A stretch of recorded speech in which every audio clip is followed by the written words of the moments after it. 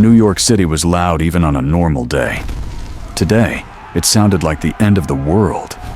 Tony Stark was already in the air when the first screaming started.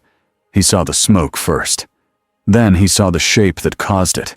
An alien ship hanging over the street like a dark knife in the sky. The air around it looked wrong, like heat shimmer, but colder. "Friday," Tony said. "Tell me this is a movie promo. No matching signatures in database. 2 large life signs. Multiple small. Yeah, it's never a promo." He angled down between buildings. Cars were jammed in every direction. People ran with wide eyes and open mouths. The street felt too small for what was coming. Then the sky tore. Tony almost missed it because it was not like a portal. It was not a ring of sparks like Doctor Strange did. This was a rip. A bright crack opened above the street like glass breaking. A sharp white light poured out. Something fell from it. At first, Tony thought it was a missile. Then he saw a cape. The man dropped fast, but not like he was out of control. More like he was choosing to fall. A city bus had already tipped sideways, sliding toward a crowd of people trapped by traffic. The driver's arms were locked tight. The tires screamed. The bus was about to crush at least 10 bodies. The caped stranger hit the ground hard enough to crack the asphalt in a circle. But the shock did not throw anyone back. It was like the force stopped at his feet. In the same breath, the man was at the bus. Tony's HUD tried to track him and failed for a moment. One blink, the man was under the bus. The next blink, the bus stopped. It stopped like it had hit an invisible wall. The man held it up with one hand. People froze. Some fell to their knees. A little girl stared up with her mouth open, like her brain had stopped working. The stranger looked at the girl first, not at the bus. His face was calm. His eyes were focused, but not cold. He nodded to her, like she was a person who mattered. "Back up," he said. His voice carried over the panic without shouting. "Everyone, please move back." Then he lifted the bus and stepped sideways like it weighed almost nothing. He set it down gently on all 4 wheels. The driver blinked like he had just woken up. Tony hovered, watching, trying to decide if he should shoot first and ask questions never. The man in blue looked up at the alien ship above them, and at the 2 figures stepping down from it. One was huge and thick like a wall with legs. The other was tall, thin, and smooth, wearing dark robes that moved like they had their own mind. Ebony Maw's voice flowed through the air, calm and cruel at the same time. "Hear me," Ma said, as if the street was a church and he was the priest. "Rejoice, you are about to be saved." Tony's jaw tightened. He knew that kind of voice, the voice of someone who believed they had the right to decide everything. The stranger stepped forward. His cape lifted in the wind from the ship. "Stop," the stranger said. "Leave them alone." Ma's eyes slid to him. He did not look surprised. He looked interested, like a scientist, seeing a new animal. "And what are you?" Ma asked, soft and polite. The stranger didn't puff up. He didn't perform. He just answered like it mattered. "My name is Clark," he said. Then he looked past Ma to the people behind him. "And I'm not letting you hurt anyone." Ma lifted a hand. Pieces of street rubble rose into the air, spinning slowly. A car's door tore off with a shriek of metal. Tony raised his palms. Repulsors charged. "Okay," Tony muttered. "New York, you have got to stop collecting weird guys." Clark's eyes flicked to Tony for half a second. "You can fly," Clark said, like it was a simple fact. Tony blinked. "I can hover, actually. It's different." Clark didn't react to the sarcasm. His attention snapped back to Ma. The rubble shot forward like a shotgun blast. Clark moved. He didn't dodge. He stepped into it. The stones hit his chest and shattered. The car door bent around him and fell apart. The force of it would have turned a normal person into a red smear. Clark didn't even take a step back. Ma's calm smile twitched for the first time. cull obsidian roared and charged, swinging a heavy weapon that looked like it had crushed worlds. Clark caught it. One hand closed around the weapon's edge. Metal screamed. The weapon stopped dead. Cull's eyes widened like he had never felt resistance before. Clark twisted his wrist and turned the weapon sideways, guiding it away from the street.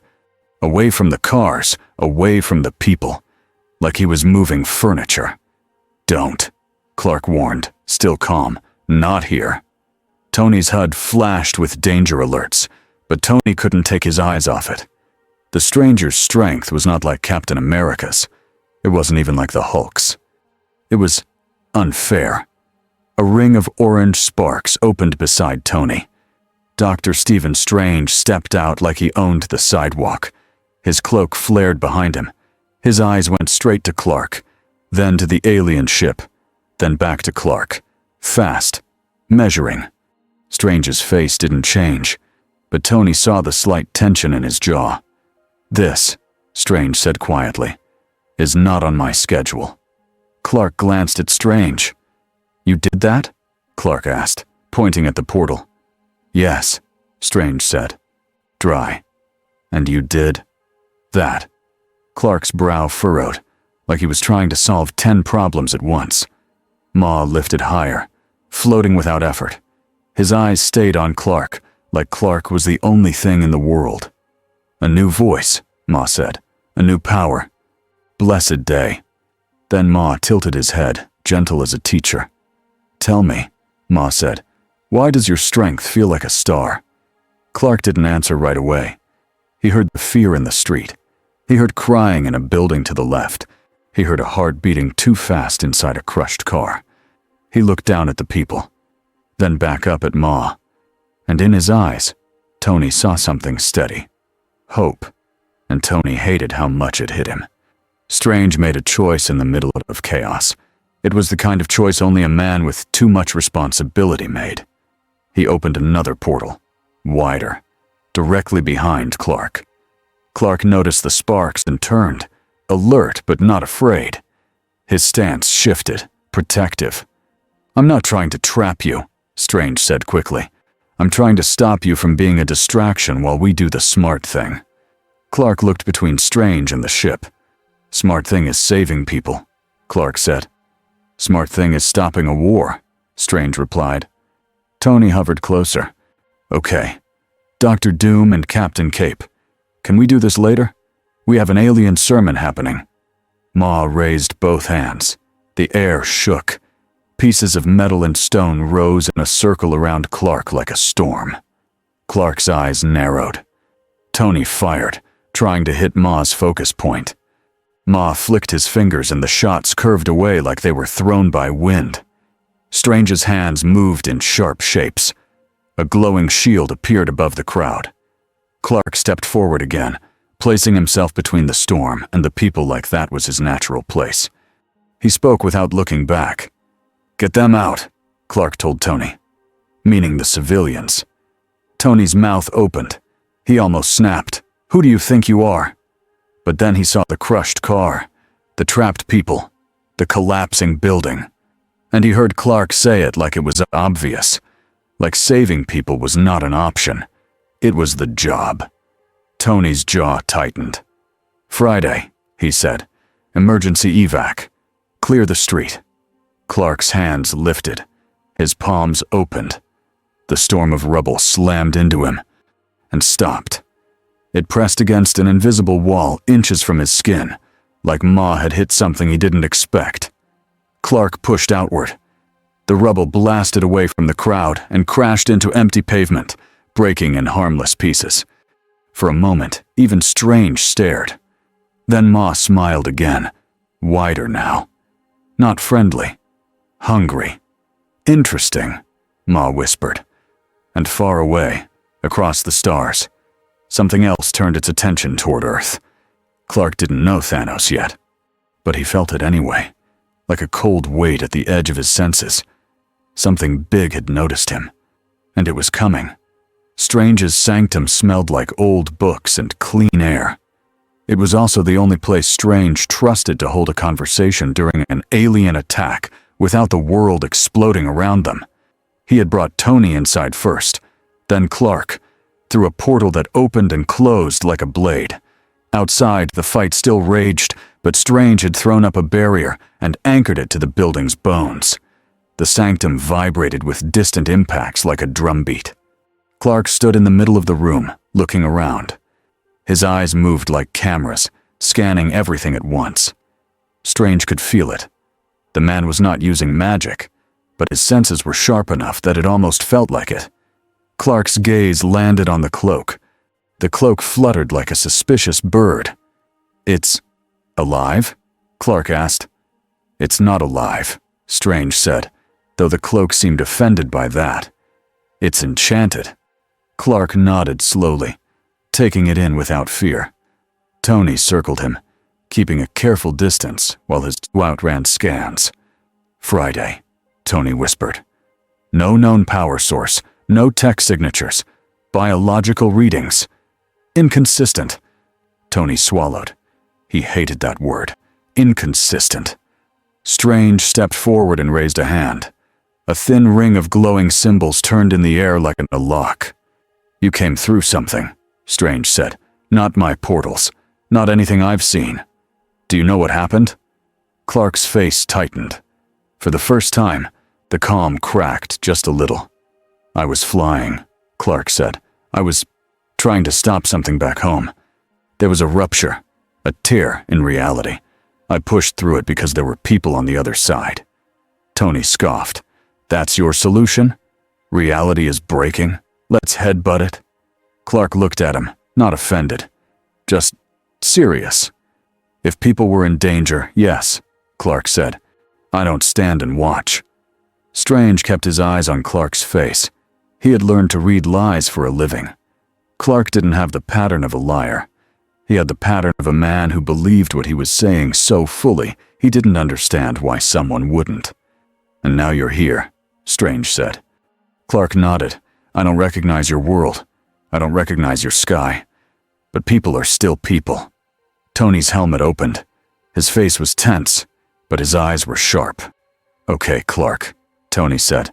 "Let's do the part where you tell us if you're an alien invasion scout." Clark's brow lifted. "I'm not." "Sure. Nobody ever is." Strange stepped in before Tony could spiral. "Name," Strange said.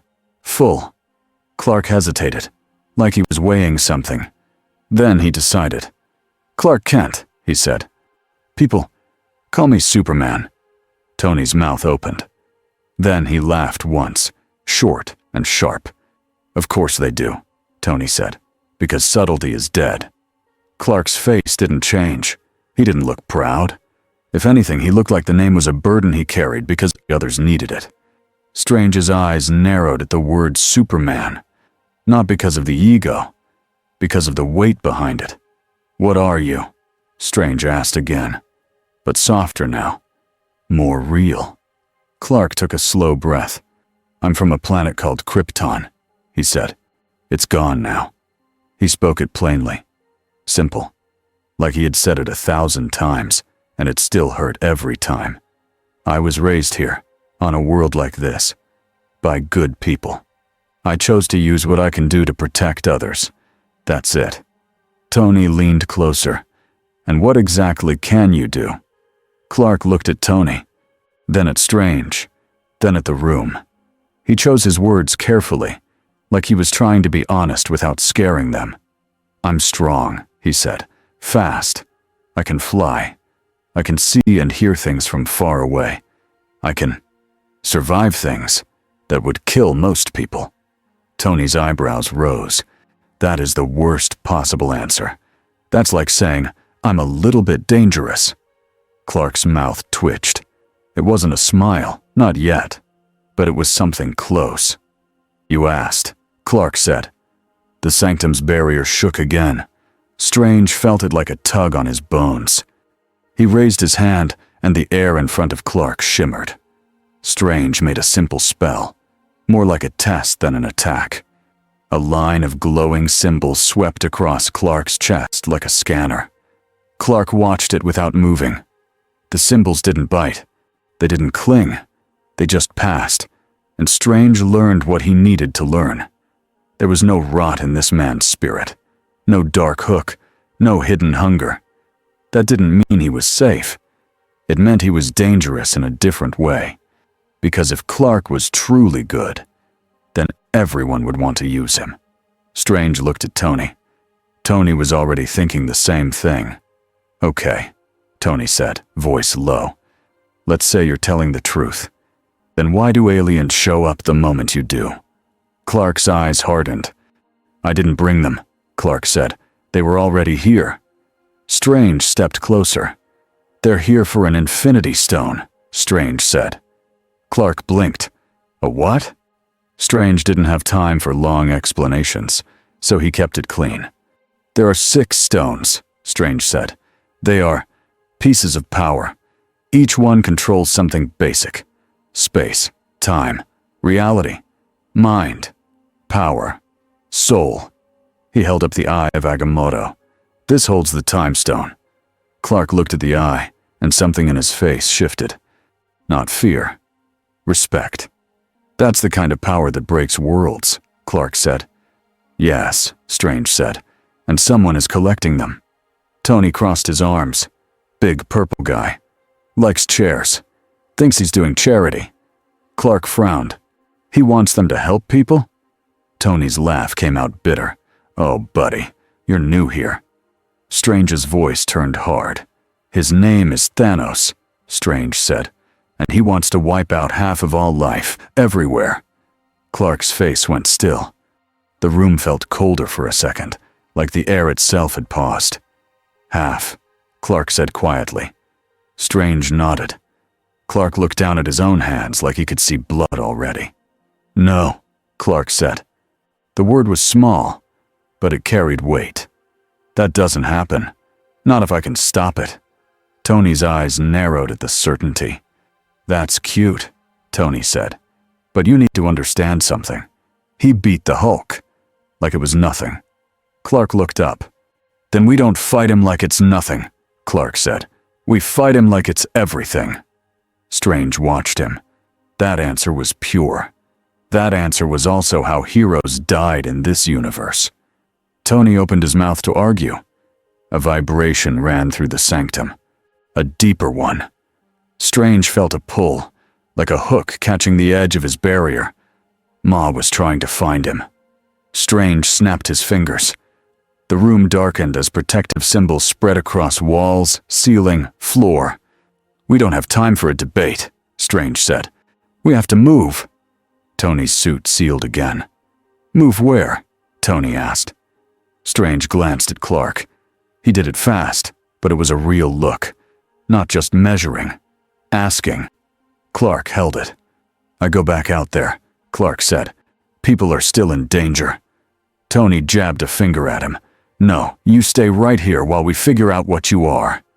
Clark's eyes flicked to the windows, to the faint, distant screams he could hear through stone. "I know what I am," Clark said. "I'm someone who helps." Strange stepped between them before Tony pushed too far. "Both of you are right," Strange said, which annoyed Tony and surprised Clark. "Clark, you will help, but you will not do it alone. Stark, you will not treat him like a bomb in a box.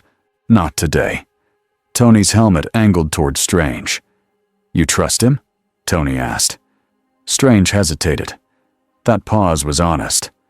"I trust what I see," Strange said, "and I see a man who chose to save a bus full of strangers before he asked a single question." Clark looked at Strange. "You're a doctor?" Clark asked, noticing the way Strange carried himself. Strange's mouth tightened. "I used to be." Clark nodded like that mattered. "Then, you know," Clark said, "when someone is bleeding, you don't argue about paperwork." Tony muttered. "He's doing the interview thing already." Clark blinked. "The what?" Tony waved a hand. "Never mind." Strange opened a portal. Outside, the roar of battle poured in. "Listen," Strange said, voice sharp. "If Ma gets me, he gets the time stone. If he gets the time stone, We lose before Thanos even arrives. Clark's face hardened. Then he doesn't get you, Clark said. Tony scoffed. Great plan. Clark looked at Tony. What's your plan? Tony stared for half a second. He hated that the question was fair. My plan, Tony said, is to keep the wizard alive, keep the civilians alive, and figure out how not to die while doing it. Clark nodded once. Then, we agree. They stepped through the portal together. Steve Rogers heard the chaos through a bad connection and a better instinct. He was in a safe house with Sam Wilson. The TV was on, volume low, showing shaky footage of New York. An alien ship. A man in a metal suit. A red cape. Steve stood up so fast the chair scraped. Is that? Sam started. I don't know, Steve said, but those people are in trouble. Sam's phone buzzed, and buzzed again.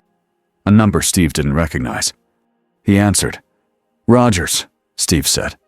Tony's voice came through, clipped and tense. Cap, Tony said, we have a situation. Steve closed his eyes for a second. The world always did this. It always found a new way to demand more. Where? Steve asked. New York, Tony said. Aliens. Wizard. Same as usual. But there's a new guy.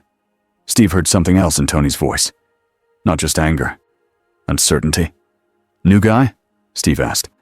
Tony's breath hit the mic. He calls himself Superman. Steve paused. That's a lot, Steve said carefully. Tell me about it, Tony snapped. He just stopped a bus with one hand. Steve's grip tightened on the phone. Is he helping? Steve asked. A short silence. Yes, Tony admitted, annoyingly. Steve looked at Sam. Sam lifted his eyebrows like, well? Steve's face set. Then don't waste time fighting him, Steve said. Fight the threat. Tony's laugh was sharp again. Great. I'll add trust the flying alien to my list. Steve's voice stayed steady. Tony, Steve said, if he's saving people, that tells you something. Tony didn't answer right away. Then quieter, Tony said, yeah. It tells me I'm about to have to figure out what to do with a guy who can throw a building. Steve swallowed. Do what you always do, Steve said. Try to do the right thing. He ended the call and stared at the screen again. The cape moved like a flat. Steve didn't know who that man was, but he knew the look of someone who ran toward danger. And he knew the look on people's faces when they saw hope. High above Earth, far beyond the blue edge of the sky, Thanos sat in silence on a ship that felt like a cathedral. The stones he already had hummed in their holders. Each one was calm. Each one was obedient. Then, for a moment, something new brushed the edge of his senses. Not a stone, not a planet, a presence. Bright, dense, alive, like a sun that had decided to walk. Thanos' eyes opened. He did not look surprised. He looked thoughtful. Another, he said softly. Ebony Ma's voice came through the ship's systems from far away, smooth as ever. My lord, Ma said, there is an unexpected variable. Thanos' mouth curved into a small, cold smile. Then we adjust, Thanos said. We do not panic. We do not rush. We remove it if it stands in our way. Ma hesitated, which was rare. It stood still, Ma said, reverent and disturbed. Against my will. Thanos' gaze turned toward the stars as if he could see Earth through metal and distance. Good, Thanos said. Then it will be a lesson. His voice stayed calm, but the room felt heavier. Bring me the time stone, Thanos said, and learn what this Superman chooses to protect. The street fight got worse. It got worse because Ma stopped treating it like a show. He started treating it like a problem that needed to be solved fast. Tony fired at Ma again. Strange through shields and whips of light. Cull Obsidian tore through cars like they were toys. And Clark, Superman, moved like the only thing that made sense in the middle of madness. He didn't chase Ma first. He chased the falling building. A wall cracked. Glass rained down. Inside, people screamed from an upper floor. Clark shot upward. He put his body between the glass and the people, and the glass shattered against him like ice. He caught a man who had slipped off a ledge. He handed him to Tony without looking. Tony almost missed the handoff. The man felt light in Tony's arms, but the speed of it made Tony's stomach drop. "Hey!" Tony yelled. "You can't just—" Clark was already gone. He landed in front of Cull as Cull raised his weapon again. Clark took one step forward and pushed. Not punched. Pushed. Cull flew backward and hit the side of the alien ship like a thrown truck. The metal groaned. Cull dropped, stunned for a second, more confused than hurt. Tony's heart thudded. Okay, so that's the level. Strange's eyes flicked to Tony. Tony's helmet angled back. They both had the same thought. If this guy ever turns, we're done. Clark heard none of that. Or he heard it and refused to react to it. He heard something else. A child crying inside a taxi. A mother trapped. A heart slowing down. Clark's head turned. His eyes focused like he was reading a sign. He moved, faster than Tony could track, and tore the taxi door off. He lifted the crushed metal like it was paper and pulled the mother out with both arms, steady and careful. "You're okay," Clark said, voice calm. "I've got you." The mother stared at him with wide eyes. "Who?" she tried. Clark didn't answer with a speech. He just set her down, gently behind Strange's shield. Then he turned back to the aliens. Ma watched the pattern. He watched who Clark saved first. He watched what Clark refused to do. Ma raised one hand and pinched his fingers together. A ring of street lamps, signs, and metal poles twisted up from the road and wrapped around Clark like a cage. The metal squeezed. Clark's cape snapped as the force hit him. His muscles tensed, his jaw clenched, the ground cracked under his boots. But he did not bend. He pushed outward. The metal screamed and snapped apart like branches. Ma's eyes narrowed. Cull roared and charged again, angrier now. Clark met him halfway. This time, Clark grabbed Cull's wrist and spun. He used Cull's own momentum to slam him into the pavement. The impact shook the street and made nearby windows shiver. Clark didn't keep hitting. He didn't try to crush Cull's head. He stepped back and put himself between Cull and the civilians again. "Stay down," Clark warned. Cull growled, confused by mercy. Tony flew low, firing at Cull's armor joints, trying to slow him. Strange's hands moved. Orange bands snapped toward Ma, trying to bind him. Ma floated back with a soft motion, like he was swimming through air. He smiled at Strange. "Ah," Ma murmured. "There you are." Then Ma lifted both hands. The Q-ship above them responded. A beam of pale light dropped from the ship like a pillar. It hit the street beside Clark and tore a line through asphalt, like the world had become soft. The beam swung toward Clark. Tony's HUD screamed warnings. Strange's eyes widened. The beam was a tractor beam. Not just a pull. It was a lock. It hit Clark's chest. Clark's cape snapped straight back as if a storm had grabbed him. His feet slid over the road. The beam tried to drag him upward. Clark dug his boots in. The asphalt broke under him. He looked up at the ship, eyes narrowed. He could fly. He could just go up and tear the ship apart. But he saw what the beam was doing. The beam was digging into the street. It was ripping up chunks of road and broken cars with it. If Clark fought it the wrong way, the beam would swing. It would cut across the crowd like a giant hand dragging knives. Clark made a choice in less than a second. He stopped resisting in place. He grabbed the beam's path. He flew straight up into it, taking the pull fully onto himself, and steered it away from the street like he was guiding a hose. The beam followed him. The ship's systems adjusted, holding the lock. Clark shot upward into the air, pulling the beam's aim off Manhattan. Tony's helmet snapped toward Strange. "Wizard!" Tony shouted. "He just got himself abducted!" Strange's eyes were on Clark, but his hands didn't stop moving. That was not a mistake, Strange said, voice tight. That was a choice. Ma's attention flicked from Clark to Strange. The moment Ma needed was here. Ma's fingers curled. Invisible pressure slammed into Strange's chest. Strange staggered. His cloak flared, trying to steady him. Tony dove forward. Repulsors flared as he tried to interrupt. Ma didn't block Tony's shots this time. He didn't need to. He moved the battlefield. A wall of cars rose and slammed down between Tony and Strange like a barricade. Tony cursed and blasted through, but it cost time. Strange's teeth clenched as Ma's force tightened. Ma floated closer, voice soft. "You carry the time stone," Ma whispered. "You cannot run."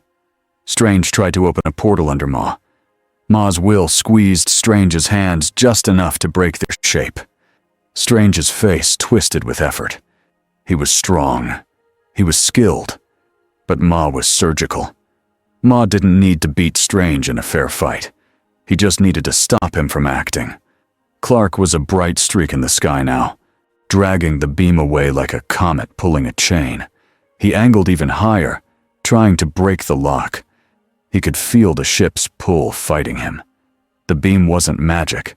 It was technology. Technology that didn't care how strong he was. It cared about locking and holding. Clark's eyes flashed red. Heat vision snapped out, thin and precise. He traced the beam's projector point on the ship's underside, trying to cut it without making the ship fall onto the city. The metal glowed. Systems sparked. The beam wavered. Clark pushed harder, forcing the ship to tilt up and away. And down on the street, Ma used the gap. He pulled Strange toward the open edge of the beam's path. Strange fought. His cloak fought with him, yanking him back like a stubborn friend. Ma's face stayed calm. He sent a sharp, invisible blow. The cloak slammed into a wall, stunned for a second. Strange's eyes widened. Tony finally broke through the barricade of cars and flew at Ma like a missile. "Get your weird space hands off my—" Ma flicked his fingers. Tony froze mid-air for a breath, like he had hit glue. His suit strained. Nanotech screamed as it tried to keep moving. Tony's arms shook. Ma didn't smile at Tony. Tony wasn't important. Ma's eyes stayed on Strange. Then the ship's beam shifted. Not onto the crowd, onto Strange. The beam caught Strange's body and lifted him fast, like a hook yanking a fish out of water. Strange's cloak snapped awake and grabbed for him, but the beam dragged Strange upward too quickly. Tony broke free with brute thrust and surged after him, reaching with a metal hand. His fingers caught Strange's cloak for half a second. Then the beam pulled Strange out of reach. Tony stared up, breathing hard. "No," Tony whispered. Clark saw it from above. He saw Strange rising. He saw Tony chasing. He saw Ma's calm face below. Clark's gut tightened. He could drop. He could slam down and end Ma in one hit. But if he dropped, the tractor beam would swing back down and tear through the street again. People would die because he wanted to be faster than physics. Clark chose again. He cut the projector completely. The beam snapped off. Clark shot downward like a missile. But the ship had already started moving. It rose, engines flaring, pulling Strange inside through an opening like a mouth. Tony fired up, chasing it.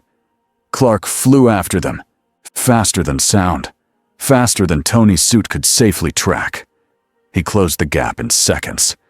He reached the ship's edge as it climbed. He could tear it open. Then he heard it. A building behind him cracking. People inside. A support beam giving way. Clark's eyes flicked down for a fraction of a second. He saw the falling wall. He saw the trapped people. He saw the choice. His hands clenched. He hated that the universe was forcing him to choose. Clark peeled away from the ship and dropped toward the building. He caught the wall. He held it. He braced it with his body and pushed it back into place long enough for people to run. His chest tightened with anger, not at Ma, not at Thanos, at the problem itself, because saving lives was never neat. Above him, the ship roared higher. Tony chased anyway, rage driving him. "Friday!" Tony shouted. "Get me on that ship!" Peter Parker is on a school bus 2 blocks away. Tony's mind snapped. "No," Tony said, then corrected himself. "Yes, I need backup. Get the kid." Clark finished the rescue in a blink and shot back into the air. The ship was already farther now. It moved with a speed that wasn't normal for something that big, like it was folding distance. Clark could catch it. He knew he could, but he didn't know where it would go next. He didn't know if following it would leave the city unprotected. He didn't know if there were more attacks coming. He did know this. Ma had studied him in minutes, and Ma had learned something important. Clark would always choose the people on the ground. Clark hovered above the street, watching the ship become a shrinking shape in the sky. Strange was gone. Tony was gone. Chasing. The crowd below stared up at Clark like he was the only thing holding the world together. Clark lowered slowly, landing in the broken street. He looked at the faces. Fear. Hope. Confusion. A man pushed forward, holding a phone like a shield. "Who are you?" the man demanded, voice shaking. "Are you with them?" Clark's throat tightened. He wanted to answer with something that fixed it, something that made them feel safe. But he couldn't promise that. Not in this world. "I'm here to help," Clark said simply. Some people cried. Some people shouted. Some people backed away. Behind him, the air sparked. Strange's cloak, shaken but moving, floated out from a side doorway and hovered near Clark for a moment, like it was checking him. Clark looked at it. "You're going to be okay," Clark said to the cloak, like it was a person. The cloak fluttered, almost offended. Then it turned and shot back into the sanctum, as if it had decided it had work to do. Clark stood alone for a moment in the wrecked street. He listened. He listened for Strange. He listened for Tony. He listened for the next scream. His eyes narrowed. Somewhere out there was a man named Thanos. A man who thought he could erase half of everyone. Clark's hands clenched. "Not if I can help it," he said under his breath. And far above, the ship carrying Strange vanished into the dark, carrying the war into space. The street was still broken, but the screaming had changed. Now it was smaller, more tired, like people were trying to understand what they had just survived. Clark stood near the sanctum doorway with dust on his shoulders and a tear in his cape that he hadn't noticed until now. He listened past the sirens, past the shouts, past the news helicopters that were already circling. He tried to find one voice. Stephen Strange. Clark's eyes narrowed. He turned his head slightly, like he was lining up a signal. Nothing. Not the way he expected anyway. Whatever had taken Strange had put distance between them fast. Or it had hidden him. Or both.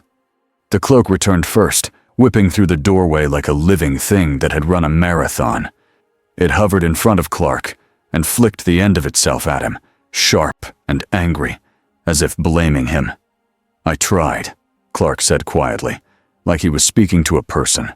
"He was taken." The cloak trembled, then darted inside. A man stepped into view behind it. He was broad-shouldered, calm, and looked like he had spent his whole life dealing with problems that didn't care about panic. Wong. He took in the wrecked street, the damaged sanctum steps, and the people staring from a distance. Then he looked at Clark. "You are the flying man," Wong said. Clark blinked. "I guess that's accurate." Wong's eyes moved over him like a careful scan, but not in a cruel way. More like a librarian checking if someone had returned a book soaked in rain. "Dr. Strange is gone," Wong said flatly. "Yes," Clark said. "They took him." Wong's jaw tightened. He did not show grief. He showed focus. "Where did they go?" Wong asked. Clark looked up at the sky. The ship was long gone. "I saw the direction," Clark said. "I can try to follow, but Wong lifted one finger. You do not know space. Clark nodded. I don't know this space. Wong stepped down, boots crunching small glass pieces. Then you don't chase blindly, Wong said. Not when there could be more attacks. Clark's hands tightened at his sides. He hated waiting. He hated that Strange was out there with enemies who used mines and stones and traps. But Wong was right. Clark could feel the city. He could hear injuries that hadn't been found yet. Clark took a breath. What do you need? Clark asked. Wong looked at him for a second, like he was deciding if the answer mattered. Then Wong pointed at the street. First, Wong said, we stabilize. People are trapped. The sanctum is damaged. And there is a new problem. His eyes stayed on Clark. You. Clark accepted that without flinching. That's fair. Wong moved like a man who had a plan written in his bones. He waved his hand, and glowing symbols ran across the air. The barrier around the sanctum shimmered and locked into place. Then Wong glanced at Clark again. Do you have a way to contact Stark? Wong asked. Clark hesitated. I don't. Wong's face stayed flat. Of course you don't. Clark added quickly, but I can find him if I know where he is. Wong looked at him. You can find a man in space. Clark didn't brag. He just spoke like it was a problem to solve. If I can see him, Clark said, or if there's a signal, or if I can track the ship's path. Yes. Wong's eyebrows rose a fraction. Then he said, we will need help. As if the universe was waiting to prove him right, black SUVs rolled onto the street behind the police lines. Men with guns. Men with cameras. Men with hard eyes. At the center of them was Thaddeus Ross. Ross stepped out like the street belonged to him. His suit was neat. His expression was the kind that said he had already decided how this would go. Wong's shoulders stiffened. Wonderful. Clark watched Ross's eyes lock onto him. Ross stopped a few feet away. Not close enough to be respectful, not far enough to be safe. You, Ross said, pointing. Clark didn't move. He kept his hands open. Calm. Clear. That depends, Clark said. Who are you? Ross's mouth tightened, like he didn't like being asked questions. Secretary of State Thaddeus Ross, he said. And you are an unknown enhanced individual operating in a major city without authorization. Clark glanced at Wong, then back at Ross. I'm not trying to operate, Clark said. I'm trying to help. People were going to die. Ross didn't blink. Under the Sokovia Accords, enhanced individuals must be registered and must operate under oversight, Ross said. You will come with us. Clark's eyes narrowed slightly. I'm not anyone's weapon, Clark said. Ross stepped closer. His agents tightened their grip on their rifles. It was an automatic reaction, like pointing guns made them feel better.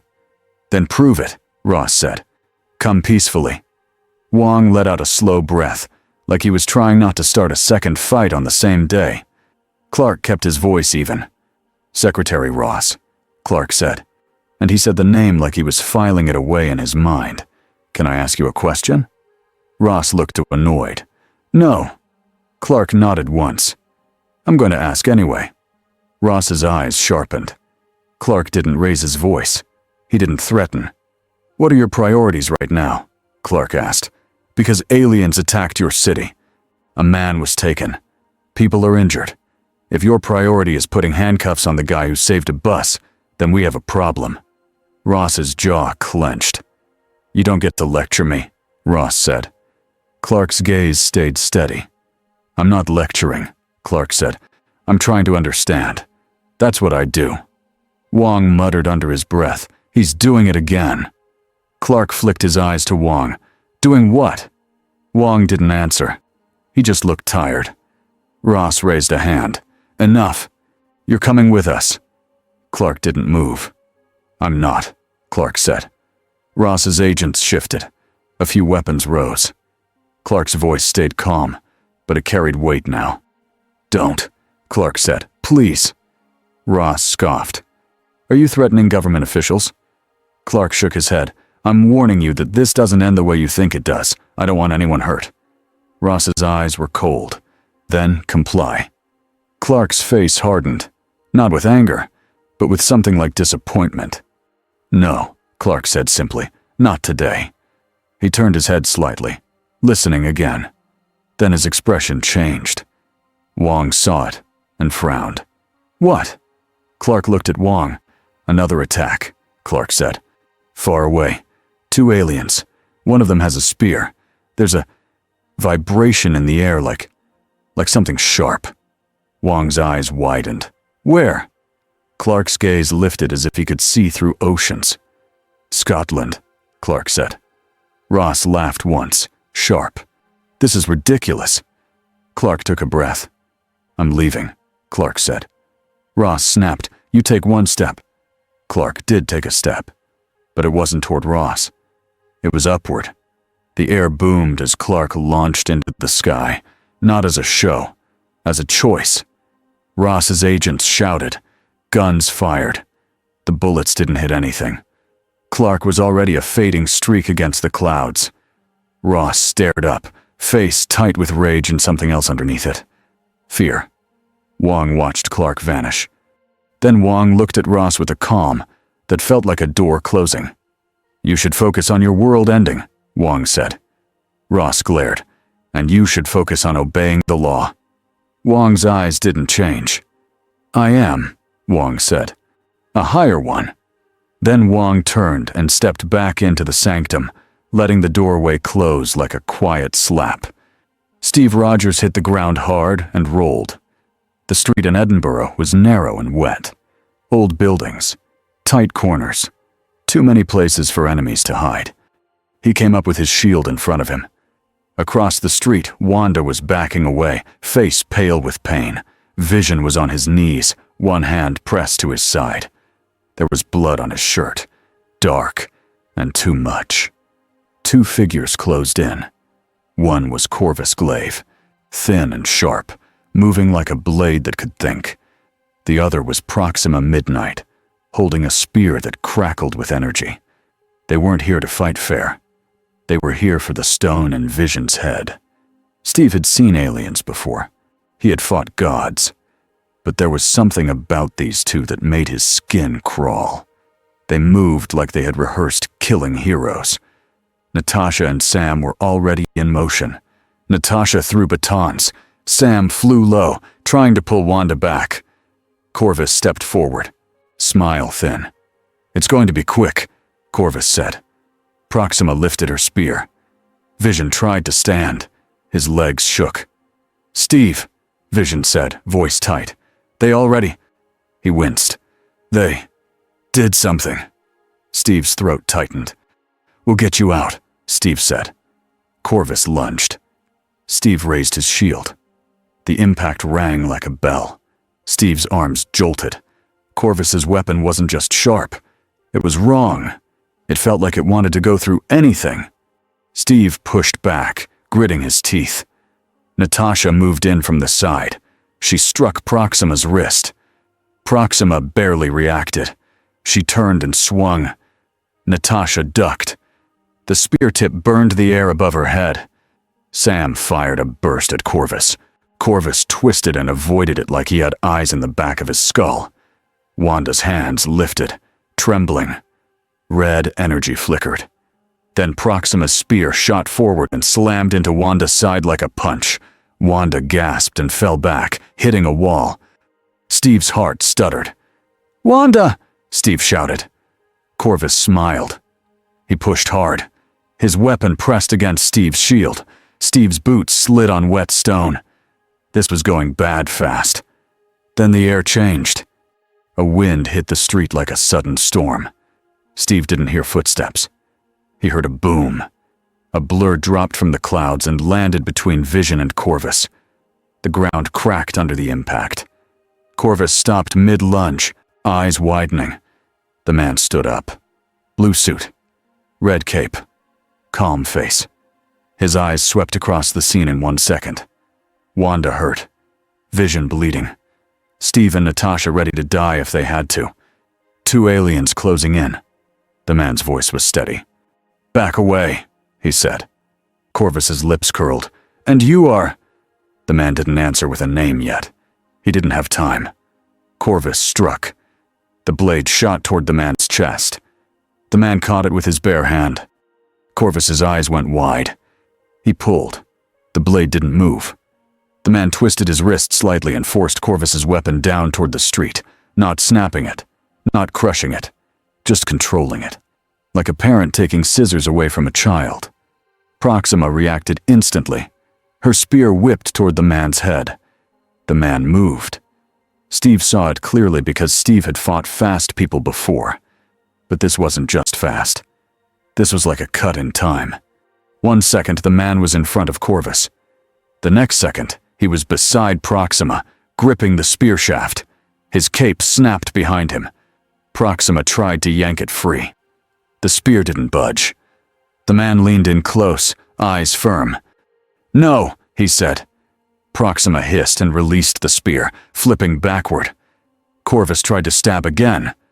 The man stepped in, placed one hand on Corvus's shoulder, and shoved. Corvus flew across the street, smashed through a parked car, and skidded along the pavement. Steve stared. Natasha stared. Sam, mid-air, almost lost his balance. Wanda's eyes widened, still wet with pain. Vision, gasping, looked up at the man's face like he was trying to compute something impossible. The man turned back to Vision. He knelt, gentle. His voice softened. "Can you breathe?" the man asked. Vision swallowed. "Yes." The man's eyes flicked to the wound. He didn't touch it yet. "Who did this?" the man asked. Vision looked toward Corvus. Corvus was already rising, angry now. His eyes were cold. Proxima's gaze flicked between the man and Vision. They weren't just seeing power. They were seeing a problem. Corvus and Proxima didn't charge again. They retreated, not running like cowards, pulling back like trained soldiers who had just realized the target had changed. Corvus pointed his blade at the man, voice tight. "We will return," Corvus said, "and we will take what is owed." The man stood, slow and controlled. "You'll hurt someone else if you come back," the man said.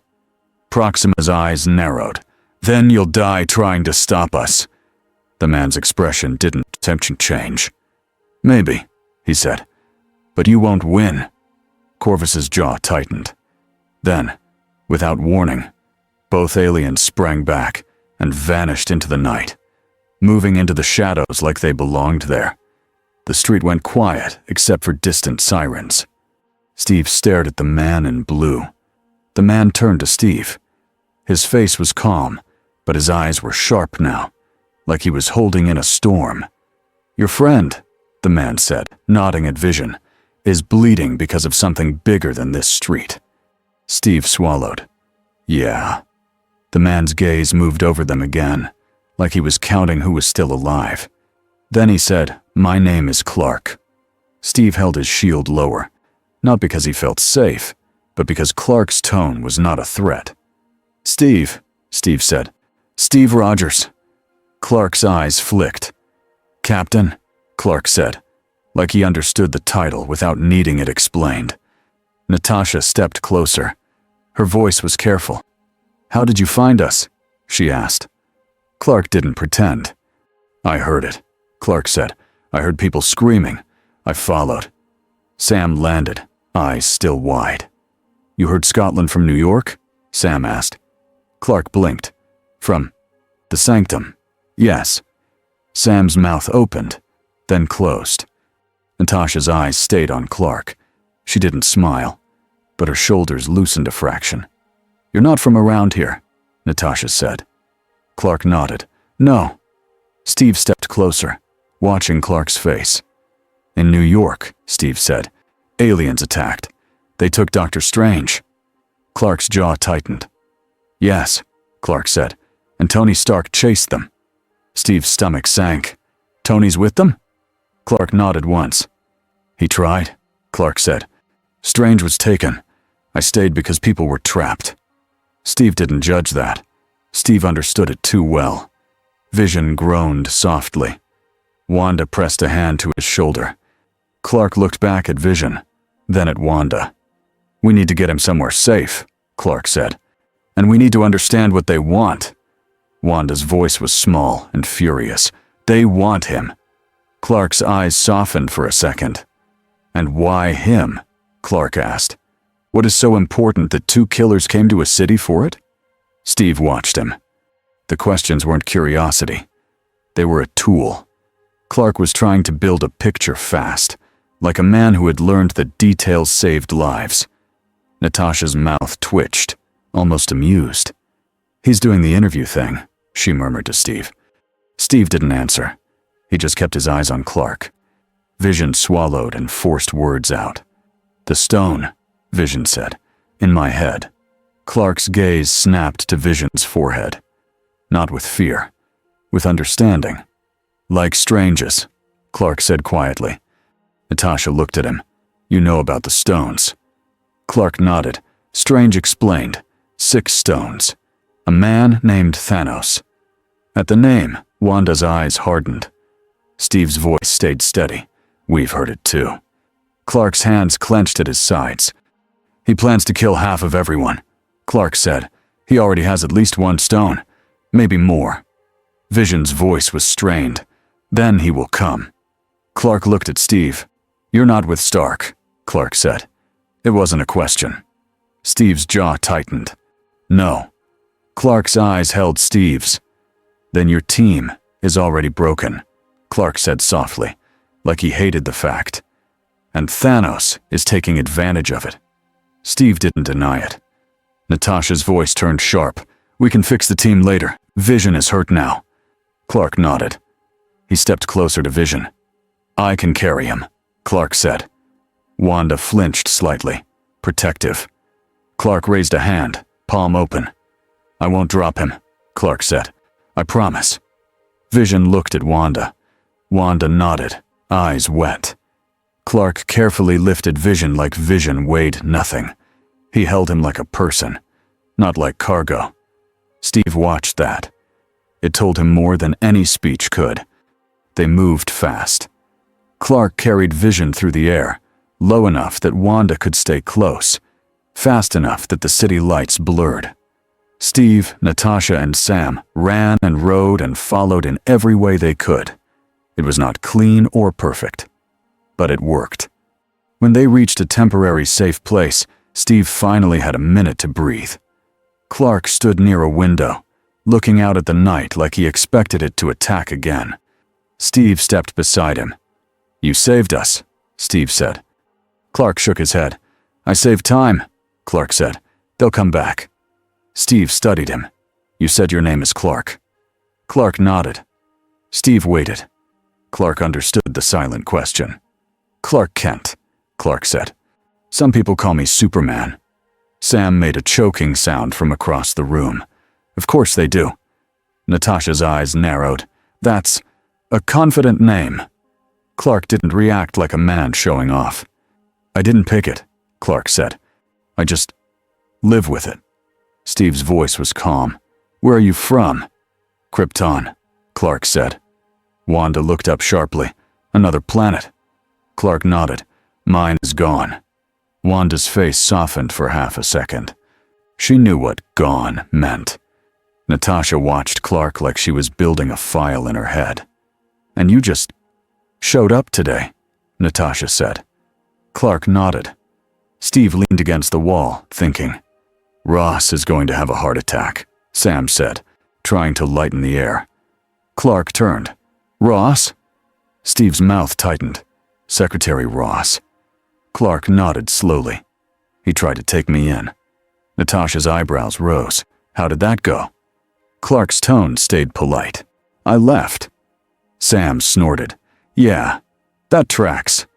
Steve stepped forward again. "Clark," Steve said, "we need every strong person we can get. We're taking Vision to Wakanda. They have the tech to help him." Clark's eyes sharpened. "Wakanda is real?" Natasha nodded. "Very real." Clark asked the next question instantly. "Do they have a way to stop Thanos from getting that stone?" Vision's voice came weak from the couch. Perhaps. If they remove it. If it doesn't kill me. Clark's jaw tightened. Wanda's fingers curled. If removing it kills him, I won't let it happen. Clark looked at Wanda, then at Vision. I don't know you, Clark said carefully, but I know this kind of choice. It's the one villains love to force on good people. Natasha's eyes narrowed. So what are you saying? Clark held her gaze. I'm saying we can't let them isolate us, Clark said. We can't let them pick the battlefield. Steve nodded. Agreed.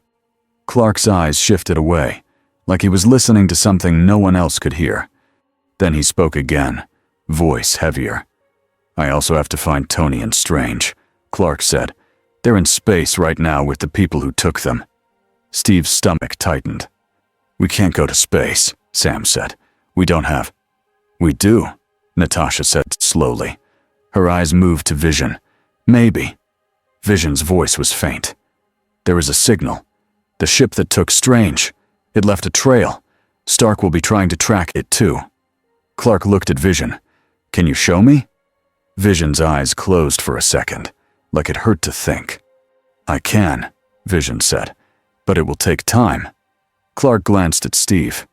Steve understood what Clark wasn't saying. Time was what they didn't have. Steve spoke carefully. If you go after Stark, Steve said, we lose you on Earth. Clark didn't deny it. Steve continued, if you stay, we might lose Strange and Stark. And then, Thanos has the Time Stone. Clark's eyes hardened. Then I have to do both, Clark said. Natasha's voice was flat. You can't be in two places at once. Clark looked at her. I know, Clark said. That's what this enemy is counting on. A hard silence fell. Then Wanda spoke, voice sharp with fear. He is counting on us not trusting each other, Wanda said. Clark's gaze softened slightly, like he respected the clarity. Yes, Clark said. Exactly. Steve breathed out slowly. He made a decision, because that was what he did. Okay, Steve said. Here's what we do. We get Vision to Wakanda. We protect him. We prepare for Thanos coming here. Natasha nodded. And you?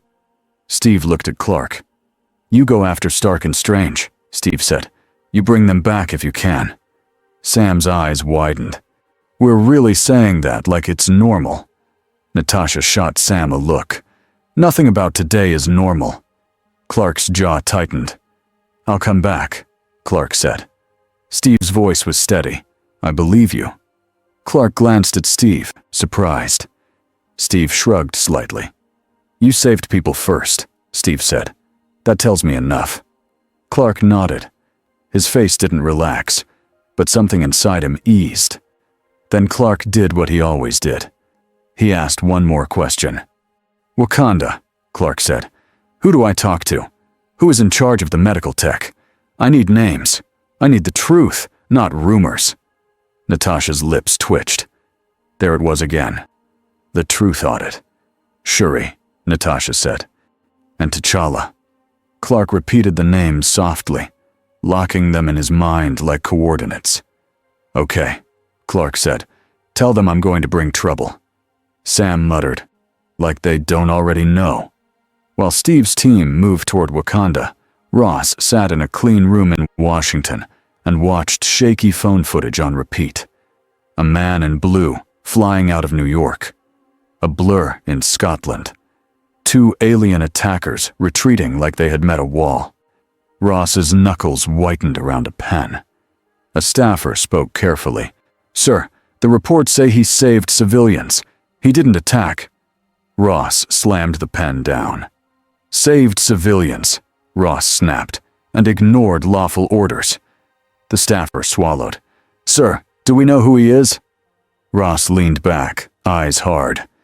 No, Ross said, but I know what he represents. He looked at the screen again. The cape, the speed, the calm.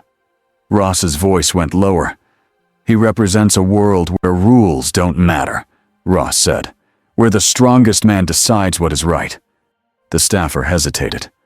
But what if he's... Good. Ross's eyes didn't soften.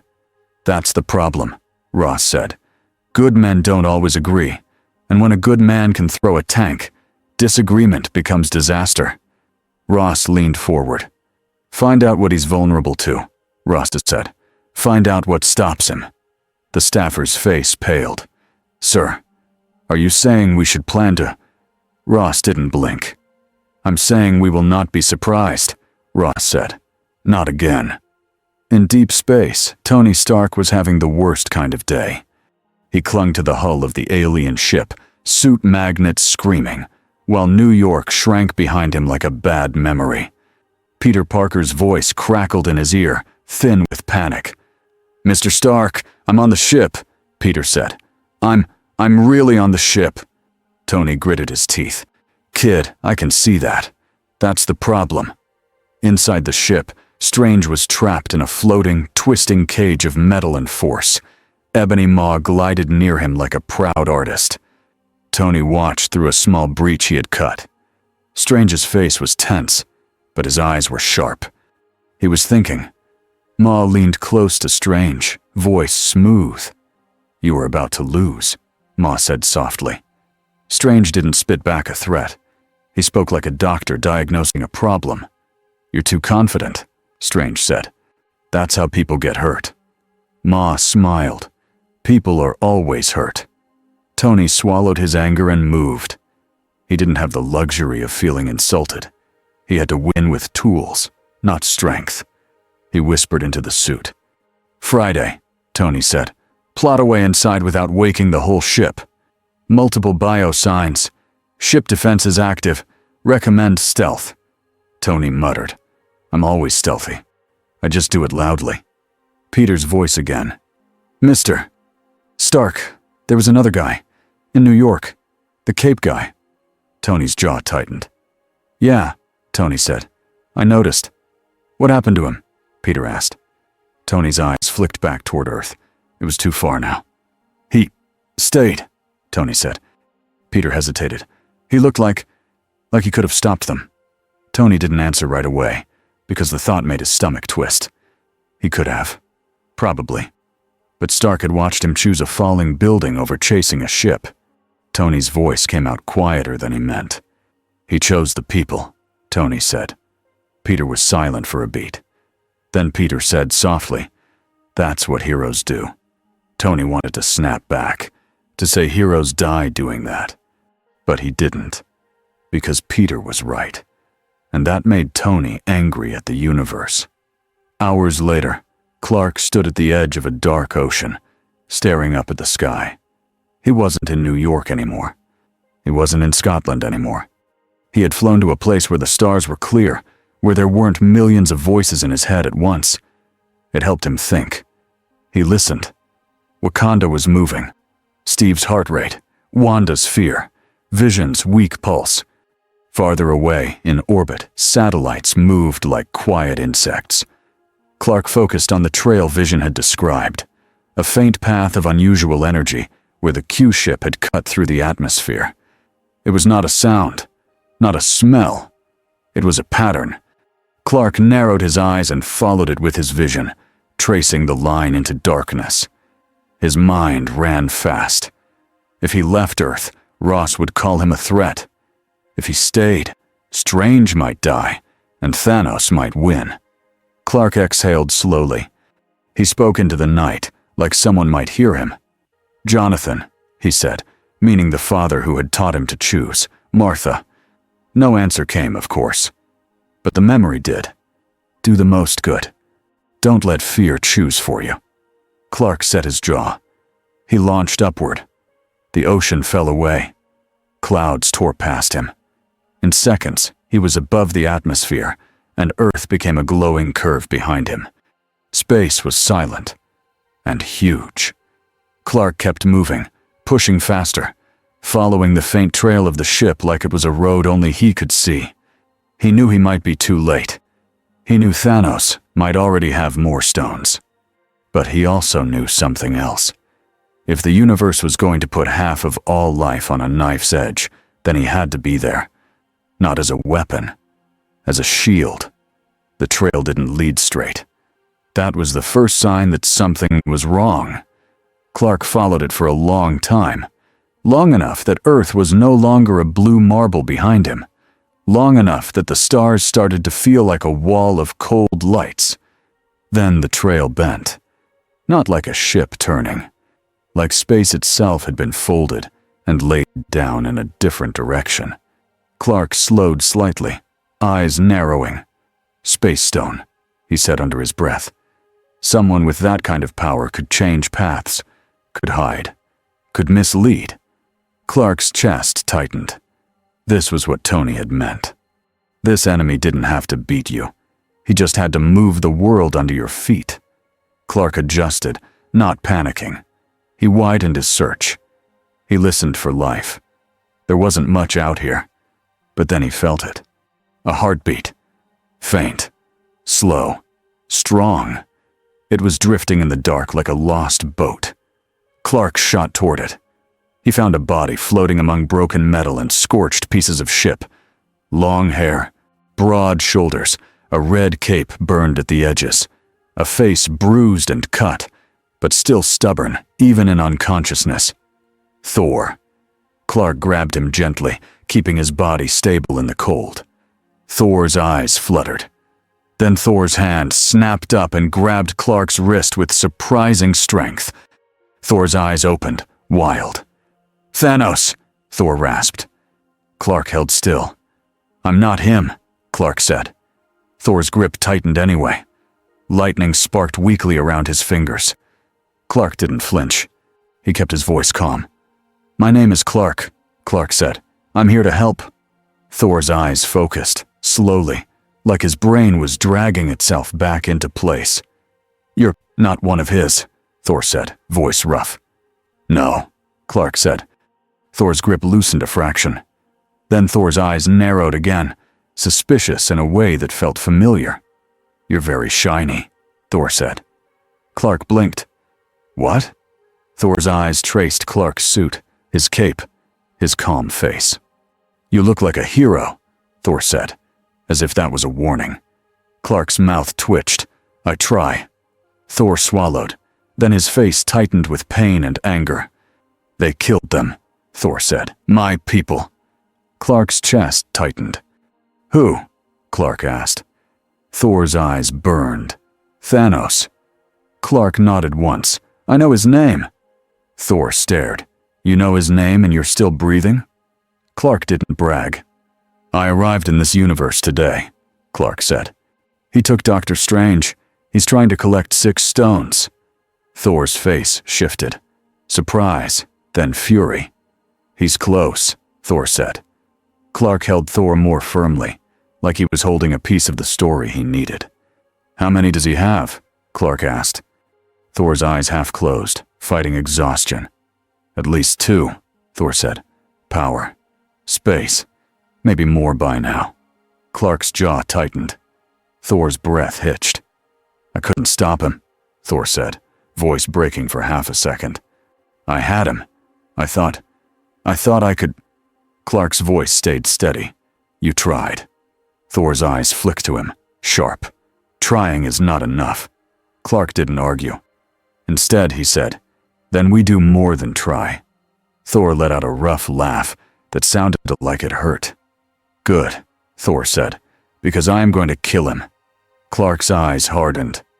"We're going to stop him," Clark corrected. Thor stared at him. "You don't want to kill the monster?" Thor said. Clark's voice was quiet, but it did not shake.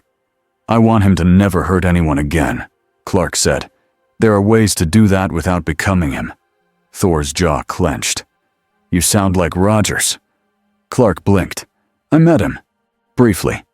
Thor huffed. "Of course you did." Clark looked around at the broken debris. "Where's your ship?" Clark asked.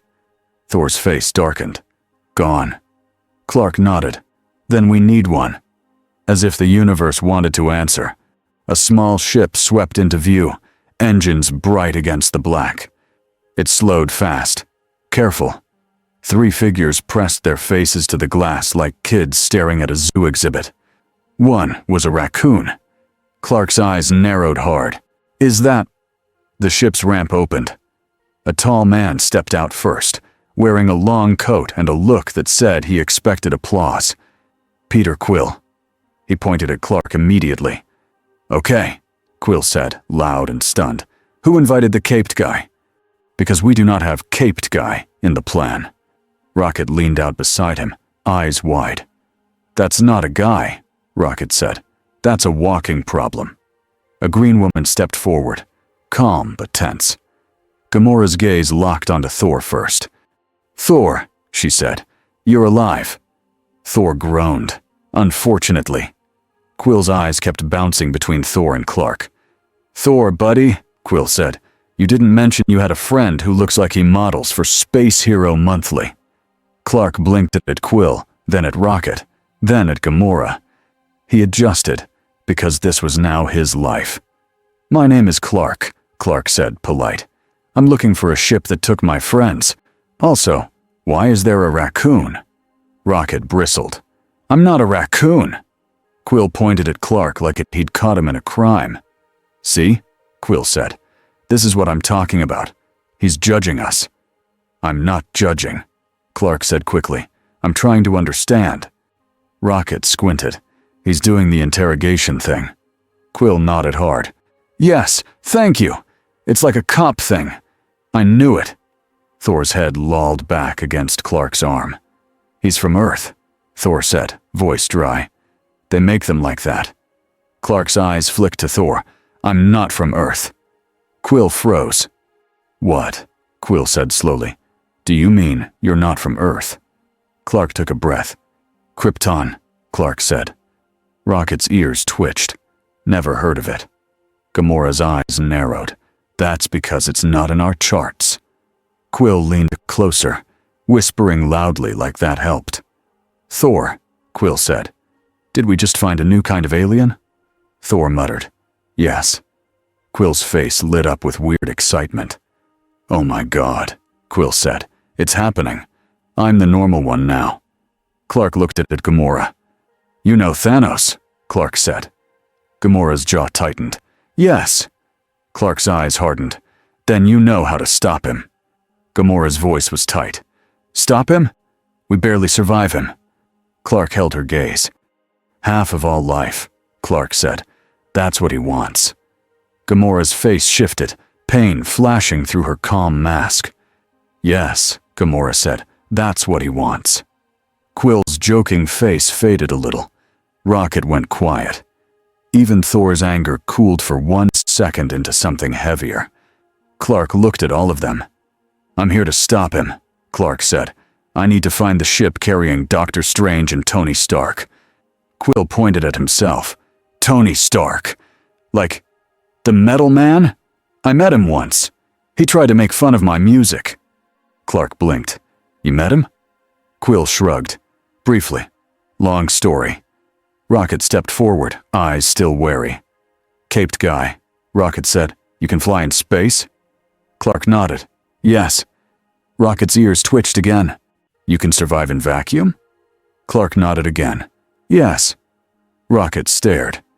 Then Rocket said, almost respectfully, "Okay. That's annoying." Thor forced himself to sit up a little in Clark's grip, wincing. "We have bigger problems," Thor said. "Thanos will have more stones soon. If he gets them all, he wins." Quill looked at Gamora. "We were tracking him." Gamora's jaw clenched. "We lost him." Clark's eyes narrowed. "Because he used the space stone," Clark said. "He bent the path." Gamora stared at him. "How do you know that?" Clark didn't smile. "Because I followed the trail," Clark said, "and it stopped making sense." Gamora exhaled. "Then yes, that's what he does." Thor's eyes sharpened. "There is still a way," Thor said. His voice grew steadier as the anger returned. "We go to Nidavellir." Quill frowned. "The place with the big forge?" Thor nodded. "Eitri can make a weapon, one that can kill Thanos." Clark's face tightened at the word kill, but he didn't stop Thor yet. He understood the emotion under it. "What's Nidavellir?" Clark asked. Rocket's mouth twisted into a grin. "It's a nightmare factory," Rocket said. "And it's fun." Quill pointed at Clark again. Okay, so, Quill said, new plan. We pick up the Sad Thunderman, and we pick up Captain Perfect Hair, and we go to the murder factory. Clark blinked. My hair is... Rocket shoved Quill lightly. Stop talking. Gamora looked at Clark, eyes sharp. If you're as strong as you look, Gamora said, then you might matter. Clark held her gaze. I don't want to matter, Clark said. I want people to live. Gamora didn't soften. Then you're going to matter, she said. Nidavellir looked dead from far away. The rings around it were massive, like giant metal circles floating in space. They should have been turning. They should have been alive with light and movement. They were still. Clark hovered beside the Guardian's ship as it approached. He held Thor inside the ship for most of the trip, keeping him stable. Thor insisted he could stand on his own. Thor was lying. When they reached the docking area, the ship latched on with a thud. The doors opened to cold darkness. Clark stepped out first because that was what he did when danger might be waiting. His boots hit metal. The sound echoed. No voices answered. Rocket moved beside him, blaster ready. Quill followed, trying to act brave. Gamora's blades were in her hands already. Thor stumbled out last, breathing hard. Clark looked around. His eyes adjusted instantly. He saw heat signatures. He saw the empty forge halls. He saw scorch marks. And he smelled ash. This place is wrong, Clark said. Thor's voice was low. It's what he does. They moved deeper. The forge chamber was enormous. In the center was a stargate, an opening that should have been sealed. The mechanisms around it were silent. Then a figure stepped out of the shadows. A giant dwarf. His skin was gray. His eyes were tired. His hands were trapped in heavy metal molds, fused like cruel bracelets. Eitri. He stared at Thor, then at the others, then at Clark. His eyes narrowed at Clark like Clark was a ghost. What are you? Eitri asked, voice rough. Clark didn't take offense. He understood the reaction. Clark said, I'm here to help. Eitri's eyes flicked to Thor. Help, Eitri rasped. You're late. Thor's face tightened. I know. Eitri's voice cracked with anger. He killed them, Eitri said. He made us build the glove. Then he killed my people. Clark's chest tightened again. Thanos did not just kill in battle. He punished. Clark stepped closer. Careful. You're Eitri, Thor said. Eitri nodded, eyes wet but furious. Yes, Eitri said, and I am what's left. Thor swallowed. We need a weapon, Thor said. A storm. Eitri laughed, bitter. The forge is dead, Eitri said. The star is closed. The rings don't turn. There is no weapon. Rocket stepped forward. There's always a weapon. We just need to make it work. Eitri looked at Rocket like he might crush him just for being hopeful. You cannot open the iris, Eitri said. You cannot light the forge. Clark looked up at the rings. They were massive. Each one weighed more than anything on Earth should be able to lift. Clark didn't say that. He said, Show me. Eitri stared. What? Clark's voice stayed calm. Show me what needs to move. Thor looked at Clark, a spark of curiosity in his exhausted eyes. Rocket's ears perked. Quill muttered, Here we go. Eitri pointed with his chin. The rings must align, Eitri said. The mold must be in place. The star must be opened. The heat will... His voice broke. The heat will kill anyone who stands in it. Clark looked at the stargate. Then he looked back at Eitri. How hot? Clark asked. Eitri stared. It's a star. Clark nodded once. I know, Clark said. That's why I'm asking. Thor huffed a rough laugh. He's insane. Clark glanced at him. I'm careful, Clark said. Thor's face twisted. You're about to be a very careful dead man. Clark didn't argue. He stepped toward the ring controls. Rocket jumped up onto a console, fingers flying. I can get the rings moving, Rocket said. Maybe, if the system isn't completely fried. Gamora watched the dark corners, not trusting the silence. Quill pointed at Clark again. Hey Clark, quick question. If the star melts you, can we have your cape? Clark looked at him, dead serious. No, Clark said. Quill blinked. Okay. Wow. Firm boundary. Thor dragged himself toward the Stargate mechanism. He put his hand on it, lightning flickering weakly. It needs power, Thor said. Clark stepped beside him.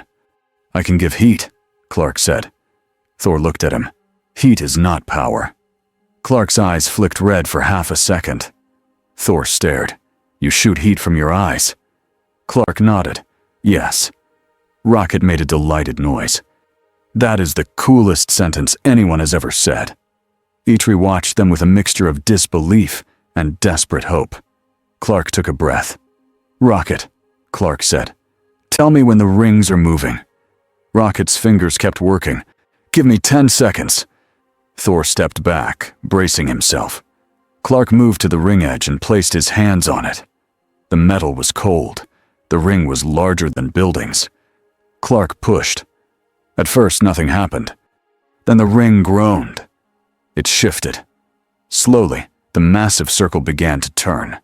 Rocket's eyes went wide. Oh wow, he's doing it. Quill whispered, he's doing it. Gamora didn't speak, but her expression changed. Respect, sharp, and reluctant. Clark kept pushing, muscles tight, cape pulling behind him in the weak gravity. The ring turned into alignment. Rocket shouted, now! Thor lifted his hands and sent lightning through the system. The forge lights flickered, then died again. Eitri's face fell. It's not enough, Eitri whispered. Clark's eyes narrowed. He looked at the Stargate. He understood what it meant. To open it. To let a star's heat wash through. Clark swallowed. Then he said, open it. Thor's eyes sharpened. No, that will kill you. Clark looked at Thor. Thor saw the steady look again. That stubborn hope. Clark's voice was quiet. I can take it, Clark said, for a little while. Thor's jaw clenched. You don't know what you're saying. Clark didn't argue. Instead, he asked the question that always cut through noise. How many will die if we don't? Clark asked. Thor stared at him. The anger in Thor's face didn't vanish, but it shifted. It became something like agreement. Rocket called out, I can open the iris, but someone has to hold it. Clark nodded. I'll hold it. Thor stepped forward, furious. I'm the one who wants the weapon, Thor said. I'll take the heat. Clark looked at him. You're already hurt, Clark said, and you're important. If you die here, you can't stop him later. Thor's eyes burned. And if you die here, what then? Clark's voice was steady. Then you still have the weapon, Clark said, and you still stop him. Quill's joking face was gone now. Even Rocket was quiet. Eitri's voice cracked. Why would you do that? Clark looked at him. Because that's the job, Clark said. Someone has to stand in the bad place so other people don't. Rocket muttered almost to himself, I hate heroes. Clark nodded once, like he understood. Rocket slammed a lever. The iris began to open. A thin line of white light appeared. Then the heat hit. It wasn't like fire. It was like a wall.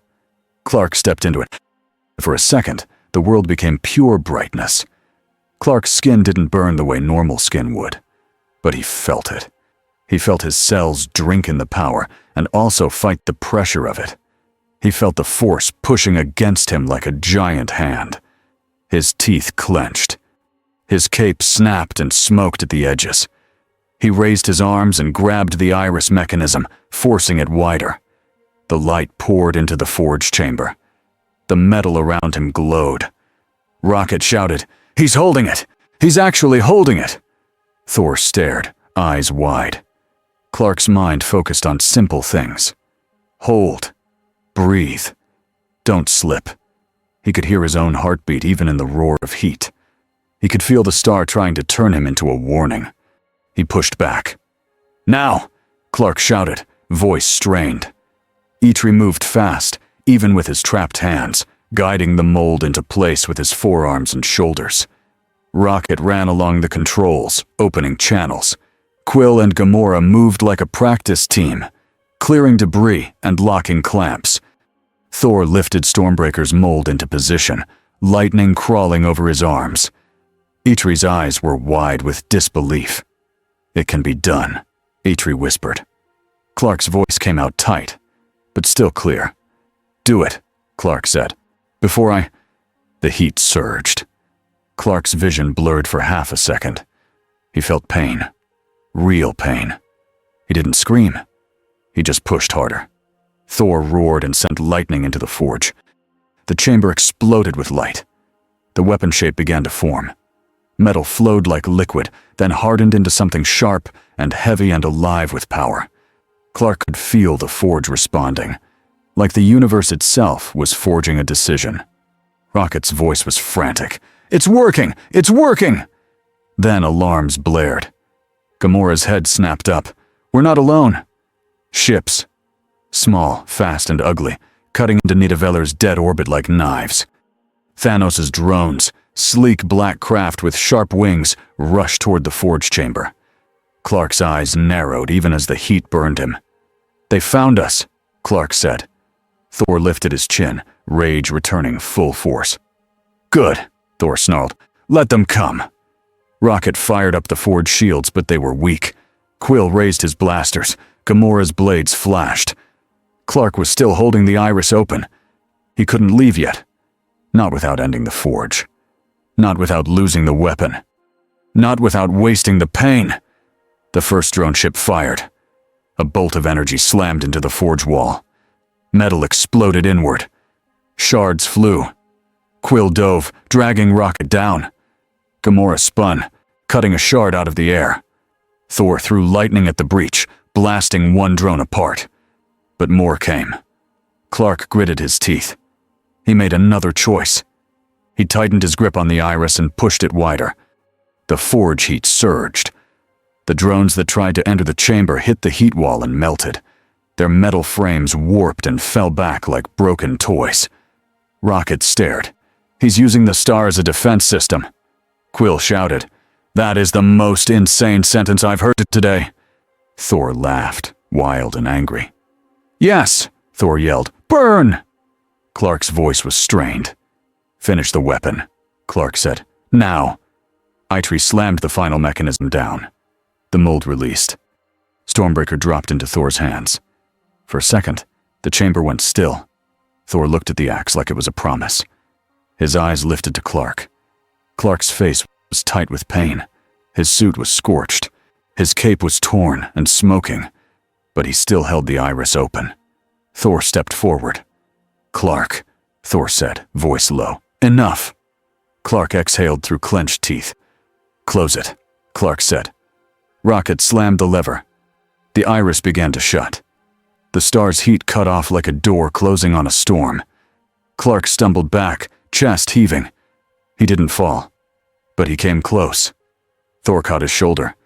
Clark's eyes flashed, then steadied. He took a breath, and the pain eased, slowly, as his body drank in the energy and repaired itself. Quill stared at him like Clark had just punched the concept of death. Rocket shook his head. "I officially hate you," Rocket said. Clark managed a tired half-smile. "That's fair," Clark said. Gamora's eyes were hard. "Thanos sent drones," she said. "He knows." Thor gripped Stormbreaker. "Let him know," Thor said. "Let him be afraid." Clark looked at Stormbreaker, then at Thor's face. He heard the grief under the rage. He heard the need to make Thanos pay. Clark's voice stayed calm.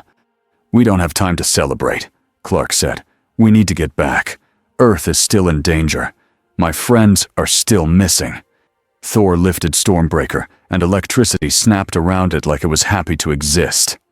"This weapon can open the Bifrost," Thor said, eyes fierce.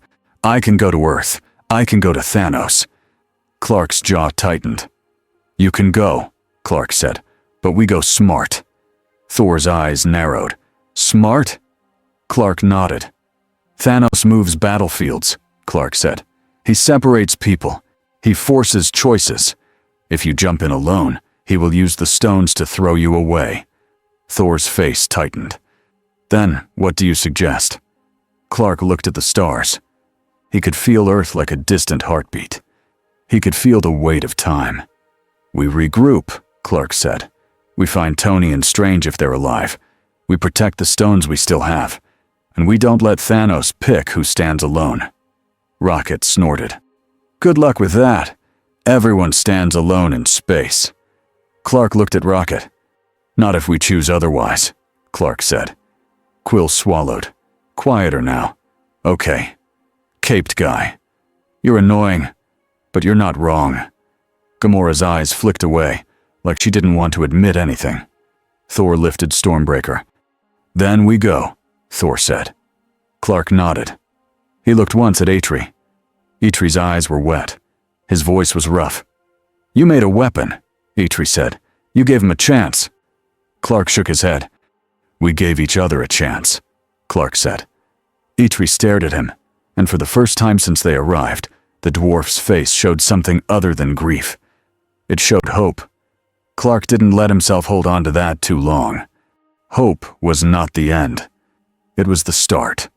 Thor spun Stormbreaker and electricity arced. A beam of rainbow light ripped through space. The Bifrost opened like a road made of thunder. Thor looked at Clark. Are you coming? Thor asked. Clark's eyes hardened. Yes, Clark said, but the moment we arrive, we don't rush. Thor's mouth twitched into a grim smile. You can try to stop me, Thor said. Clark met his gaze.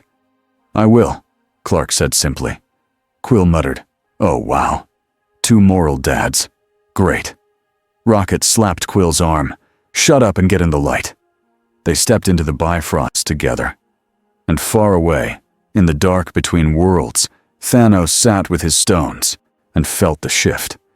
A new weapon had been forged. A new light had refused to break. Thanos' mouth curved into a calm, cold smile. Good, he murmured. Then his voice turned soft, almost curious. Let us see what hope chooses when I take away its options. 3 days passed faster than Clark wanted. Wakanda was not like any place he had ever seen. The land felt old and calm, but the machines felt new and sharp. The sky was still the same sky, yet everything under it ran by different rules. Clark tried to learn those rules as fast as he could. Every morning, he flew a wide circle above the border. He watched the forest line. He listened for engines. He listened for fear. He listened for the small sounds that meant trouble before trouble arrived. Then he went back to the lab. Shuri worked like a storm in human form. She talked fast. She moved faster. Screens showed glowing maps of Vision's body, lines of energy, paths of thought. The Mind Stone sat in Vision's head like a sun trapped in glass. Wanda never left Vision's side for long. When she did, it was only to breathe or to steady herself. Steve watched the room like he was guarding a door that could never be allowed to open. And Clark kept asking questions. Not to be rude, not to control anyone. He asked because time was running out, and truth mattered. What happens if you pull it wrong? He asked Shuri, voice gentle. Shuri didn't look up. Then he dies. Clark nodded once. He hated how simple it was. How long do you need? He asked. Shuri finally looked at him, eyes bright and tired. Longer than we have, she said. Then she pointed a tool at him like it was a finger. Unless you can hold off an army. Clark's face didn't change, but his chest tightened. I can try. Shuri smirked. I like your confidence, alien man. I'm not trying to be confident, Clark said. I'm trying to be useful. Shuri laughed once, short. Same thing. Even in the lab, the running joke kept popping up. Shuri had started calling him Mr. Press because he asked for full names, full plans, full reasons. Once, she shoved a thin badge into his palm. It was black and silver. It had a tiny panther on it. Here, she said, official Wakandan visitor badge. Very expensive. Clark looked at it confused. Do I pay for this? Shuri stared at him like he was adorable and annoying at the same time. With what money? She asked. Clark paused. He had left his world with nothing but the suit on his back. No wallet, no ID, no place to go if this all ended. I don't have any, he admitted. Shuri grinned. Exactly. So you owe us, and your debt is, don't let the world end. Steve had actually smiled at that. A small one, the kind he saved for moments when things felt human again. Clark clipped the badge to his suit anyway. It felt strange, like pretending paperwork mattered when aliens were coming. But Shuri did it to make the room breathe. Clark appreciated that. On the fourth day, the air changed. Clark felt it first as a pressure in his head, like a distant thunder that hadn't made sound yet. He straightened from where he had been standing near the lab doorway. Everyone saw it. What is it? Steve asked. Clark turned his head slightly, listening past the lab walls, past the city, past the forest, past the border. Then he said, "They're here." The alarm did not have to sound. The people in Wakanda already moved. Soldiers ran, shields rose, ships lifted. T'Challa met them outside, suit sealing over him like living armor. "Superman," T'Challa said, using the name like a tool, not a compliment. "Can you stop them before they reach the lab?" Clark's jaw tightened. "I can slow them," Clark said. "I can protect the lab. I can protect people. But I can't be everywhere." T'Challa nodded once. He didn't waste time pretending otherwise. "Then we hold the line," T'Challa said. "All of us." The barrier opened like a wound in the sky. The Outriders poured through. They were fast, low, wild. They moved in a wave that looked like it wanted to eat the earth. Okoye shouted orders. M'Baku's fighters roared. Bucky raised a rifle and fired in clean bursts. Natasha moved like a shadow. Bruce Banner stumbled inside a large metal suit, trying to be brave while terrified. Then Clark moved. From Steve's point of view, it was almost hard to watch. Not because it was ugly, because it was so far past normal. Clark shot forward and landed at the front of the line. He didn't punch the first Outrider. He grabbed it by the shoulders and threw it up and away like tossing a bag into a dumpster. He did the same to the next, and the next. They came too fast to catch one by one, so he changed tactics. He inhaled. Then he blew out a wide, freezing gust. The air turned white. Outriders hit the sudden cold and skidded. Their claws slipped. Their bodies locked up just enough for Wakandan spears and bullets to do their work. Clark used his heat vision in thin lines, cutting the ground in front of the wave. Not to burn them alive, to carve trenches, to break their run, to force them to bunch up where the fighters could handle them. He stayed careful. Always careful. Every time he could, he grabbed instead of crushed. He shoved instead of shattered. He moved them away from the soldiers instead of through them. It was still war. Things still died. But Clark refused to become a monster while fighting monsters. Wanda stayed near the lab entrance, eyes glowing red, holding back the worst of the push when it got close. Her face was tight with pain and focus. She was angry at the universe, and she was not hiding it. Shuri's voice crackled in their earpieces from inside the lab. "Keep them away," she snapped. "I'm almost." Clark lifted his head. He heard something else. Not Outriders. A heavier silence. A calm step. Like a big person walking into a room where everyone else was running. Clark's stomach dropped. He looked to the trees beyond the battlefield. A figure appeared at the edge of the forest. Tall. Still. Balanced like a mountain. Thanos. His armor was scarred. His face was calm. His eyes were not full of rage. They were full of certainty. And on his left hand, the gauntlet glowed. More than 2 stones now. Clark felt it like a warning siren in his bones. "Steve," Clark said, voice low into the comm. "He's here." Steve didn't ask who. His voice came back tight. "Where?" Clark's eyes stayed on the forest line. Front right. He's walking in. T'Challa's voice joined, sharp. All units, prepare. Thanos took one step forward. The Outriders surged harder, as if his presence was a command without words. Clark launched toward Thanos. He didn't wait. He didn't posture. He didn't give Thanos room to pick the moment. He hit Thanos like a meteor. The impact shook trees. Dirt exploded. Leaves rained down. Thanos slid back a few feet. His boots dug trenches. His head turned slightly, like someone reacting to a strong wind. Then he looked at Clark. Thanos' eyes narrowed. So, Thanos said, voice calm, you are the bright one. Clark didn't answer with a speech. He swung again. Thanos raised the gauntlet. Space bent. Clark's punch hit nothing. Clark's arm passed through empty air as the world shifted sideways. In the next instant, Clark was 50 yards away, hovering over the battlefield, confused for half a second, because the ground had moved without moving. He understood immediately. Space Stone. Clark shot back toward Thanos. Thanos lifted his hand again. Reality flashed. For a heartbeat, the battlefield wasn't Wakanda. It was a wide field under a warm sun. There was a farmhouse. There was a mailbox. There were people on a porch. Clark's breath caught. Jonathan Kent stood there, older, smiling like nothing had ever gone wrong. Martha stood beside him, hands on her hips, like she was about to tell Clark he was late for dinner. Clark froze. Not because his body failed, because his heart did.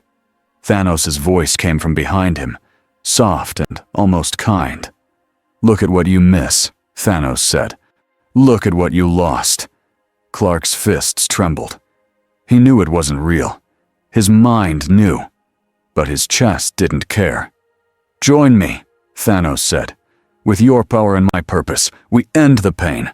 We end the endless funerals. You will never have to choose who to save again. Clark swallowed. He took one step toward the porch. Martha smiled wider. Clark's eyes stung. Then he heard it. A scream. Not from the farm. From Wakanda. A real scream. A real fear. A real life. Clark's head snapped toward the sound, and the illusion cracked. The farmhouse flickered like a bad picture. The porch blurred. His parents' faces turned into colored smoke. Clark's jaw clenched so hard it hurt. He turned back to where Thanos stood. The battlefield returned like a slap. Clark's voice was low, shaking with controlled anger. You're using my hope like a weapon, Clark said. Thanos tilted his head. Hope is a tool, Thanos said, like everything else. Clark's eyes hardened. My hope belongs to the people, Clark said, not to you. He launched again, faster this time, and forced Thanos to raise his arm. Clark grabbed the gauntlet wrist with both hands and held on. Thanos' feet dug into the ground. Power surged. Purple light flared. The Power Stone hit Clark like a hammer. Clark's vision flashed white. Pain slammed through his ribs. He didn't let go. He pushed back, forcing Thanos' arm down. Thanos' calm face tightened for the first time. You are stubborn, Thanos said. Yes, Clark growled. Then Thanos changed the game. He didn't try to outmuscle Clark. He moved the battlefield again. Space folded. Clark and Thanos vanished from the forest edge and reappeared high in the air above the battlefield, hundreds of feet up. Wind roared past Clark's ears. Below them, Wakandans looked like moving dots. Clark's grip tightened. Don't, he warned. Thanos looked down at the tiny people. Then he looked back at Clark. You see them, Thanos said. You feel them. That is why you will lose. Clark's chest tightened. Because Thanos was right about one thing. Clark couldn't stop caring. Thanos' fingers flexed. Reality flashed again. Clark's hand suddenly held nothing. The gauntlet turned into sand in his grip. Clark's eyes widened. Then he felt a real hand slam into his face. Thanos punched him in midair with his free hand. Clark flew backward, spinning. catching himself before he crashed into the ground. Thanos dropped, landing without effort, like gravity obeyed him. Clark shot down after him, furious now, and forced the fight close again. But every time Clark gained ground, Thanos used a stone. Space to move, reality to trick, power to hit like a planet. Clark could keep up, he could take the hits, he could keep coming. But he couldn't stop the stones from rewriting the rules. And that was the point. From the lab, Shuri's voice screamed into the comm. "I need 1 more minute." 1 minute. Clark's mind snapped into that simple number. He didn't need to beat Thanos right now. He needed to buy time. Clark dove, grabbed Thanos around the waist, and flew straight up like a rocket. Thanos' eyes widened slightly. Clark took him into the clouds. Away from the soldiers, away from the lab, away from vision. Thanos lifted the gauntlet, and the air around them turned red. Clark didn't wait. He spun and slammed Thanos into the upper air like a comet hitting a wall. Thanos' armor cracked. Then Thanos smiled. He raised the gauntlet again, and time itself shimmered. Green light flashed. Clark felt it like a cold hand on his spine. Time stone. Clark's stomach dropped. That meant Thanos had already been to Titan. It meant Strange was... Clark's mind refused to finish the thought. Thanos spoke softly, almost polite. "I have what I need," Thanos said, "and I will finish what I started." Clark lunged again, but the world jerked. For a split second, Clark was moving forward. Then he was moving backward. The same air, the same cloud, the same angle. Time had been nudged, not fully reversed, just enough to steal momentum. Thanos used that tiny gap and vanished. Space folded. Thanos was gone. Clark hovered in the clouds, breathing hard. Below him, the battlefield raged. He heard Shuri shout, "No, no!" Clark's head snapped down. He dove like a bullet. He hit the ground near the lab entrance and saw it. Thanos stood over Vision. Wanda screamed and blasted him with red energy, pouring everything she had into him like a flood. Thanos held up the gauntlet and walked through it. Step by step. Wanda's face twisted in shock and terror. He reached Vision. Wanda cried, "No!" She turned and put both hands toward Vision's head. Her red power flared. The Mind Stone cracked. Vision's eyes widened. For a heartbeat, the stone shattered into glowing pieces. Clark's chest lifted with hope. Then Thanos lifted the gauntlet. Green light spread like a wave. Time reversed. The stone reformed. Vision's body snapped back to the moment before. Wanda screamed again, helpless, watching her win get erased like it never happened. Clark launched. He grabbed Thanos' arm and yanked. Thanos' head turned, annoyed now. Thanos flexed his fingers. Space snapped. Clark was thrown backward into the air like he had been hit by an invisible train. Clark fought it, flying back in, but Thanos didn't need long. Thanos reached up and ripped the Mind Stone from Vision's head. Vision went limp. Wanda's scream broke into a sound that wasn't even a word. Clark landed hard, staring. For half a second, the battlefield went quiet in his head. Then he heard the snap. Not the sound of fingers. The sound of hope breaking in 1,000 hearts. Thanos placed the Mind Stone into the gauntlet. All 6 stones flared at once. The air turned bright. Clark launched again, shouting, "Stop!" Thanos looked at him. Thanos' eyes were calm. "You could not stop me," Thanos said. Clark reached for the gauntlet. Thanos lifted his hand.